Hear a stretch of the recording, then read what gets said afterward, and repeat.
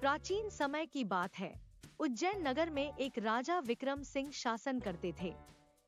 राजा विक्रम को उनकी न्यायप्रियता, वीरता और प्रजाप्रेम के लिए दूर दूर तक जाना जाता था।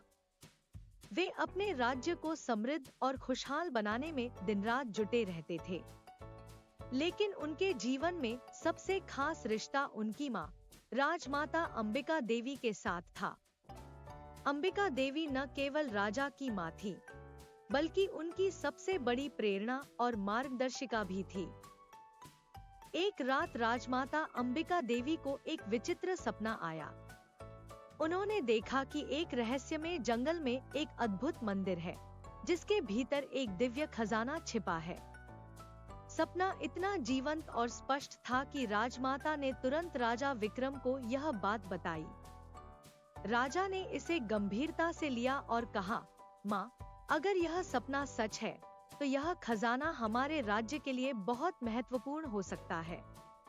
मैं इस रहस्य को सुलझाने के लिए जंगल की यात्रा करूंगा। राजा विक्रम ने अपने साथ कुछ चुने हुए सैनिक और अपने प्रिय मित्र सेनापति अर्जुन को लिया और जंगल की ओर प्रस्थान किया। जंगल बहुत ही घना और डरावना था। तरह तरह की अजीब आवाजें आती थी, लेकिन राजा विक्रम और उनकी टोली ने हिम्मत नहीं हारी। 3 दिन के कठिन सफर के बाद उन्हें वह स्थान मिला जो राजमाता के सपने में देखा गया था। वहां एक प्राचीन मंदिर खंडहर की अवस्था में खड़ा था। मंदिर के दरवाजे पर एक शिलालेख खुदा था। सच्चे दिल और पवित्र मन से ही इस खजाने को पाया जा सकता है। जो लालच के वश में आएगा, वह विनाश को आमंत्रित करेगा। राजा विक्रम ने शिलालेख को पढ़ा और मंदिर के भीतर प्रवेश किया। भीतर का वातावरण रहस्यमय और अद्भुत था। दीवारों पर प्राचीन चित्रकारी थी, जो किसी खोई हुई सभ्यता की कहानी कह रही थी। मंदिर के बीचों बीच एक विशाल पत्थर रखा था, जिसके नीचे खजाना छिपा होने का संकेत मिल रहा था। जब राजा और उनके सैनिक उस पत्थर को हटाने लगे, तो अचानक एक तेज प्रकाश फैला और एक दिव्य आकृति प्रकट हुई। वह आकृति एक साधु की थी, जिन्होंने राजा से कहा, हे राजा विक्रम, यह खजाना तभी तुम्हारा होगा जब तुम 3 कठिन परीक्षाओं को पार करोगे। अगर तुम असफल रहे, तो यह खजाना सदा के लिए अदृश्य हो जाएगा। साधु ने पहली परीक्षा में राजा से पूछा, सत्य और राज्य में से तुम किसे चुनोगे?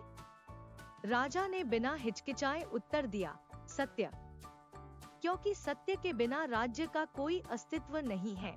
साधु मुस्कुराए और कहा, तुमने पहली परीक्षा उत्तीर्ण कर ली। दूसरी परीक्षा में साधु ने राजा के समक्ष ढेर सारे सोने और हीरे रख दिए और कहा, यदि तुम इनका लोभ नहीं करोगे और इन्हें प्रजा के कल्याण के लिए दान कर दोगे, तो तुम्हें सफलता मिलेगी। राजा ने तुरंत ही वह धन अपने सैनिकों को सौंप दिया और कहा, इसे राज्य में वापस ले जाकर गरीबों और जरूरतमंदों में बांट दो। साधु ने उनकी उदारता से प्रभावित होकर कहा, तुमने दूसरी परीक्षा भी उत्तीर्ण कर ली। तीसरी और अंतिम परीक्षा में साधु ने राजा को एक भयंकर राक्षस का सामना करने का आदेश दिया। यह राक्षस मंदिर के पास ही रहता था और किसी को भी मंदिर के करीब नहीं आने देता था। राजा विक्रम ने अपनी तलवार उठाई और राक्षस का सामना किया। राक्षस बहुत शक्तिशाली था, लेकिन राजा की वीरता और साहस के आगे वह टिक नहीं सका। अंत में राजा ने उसे परास्त कर दिया।